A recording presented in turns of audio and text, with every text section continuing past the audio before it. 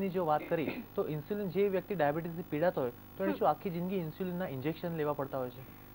Type 1 diabetes જેમાં insulin બનતું જ નથી, જેમ કે બાળકને થતો જુવેનાઇલ ડાયાબિટીસ કહેવામાં આવે છે. જીત 5000 વર્ષ પહેલાં પણ જુવેનાઇલ ડાયાબિટીસ હતો, જેમાં એક સુંદર શ્લોકમાં એનું વર્ણન છે: જાત પ્રમેહી મધુમેહિનોવા ન સાધ્ય રોગ સહી બીજ દોષાત યે ચાબી કેચિત કુલ જાવિકારા ભવંતિ તાસ્ત્રાંત પ્રવદંત અસાધ્ય.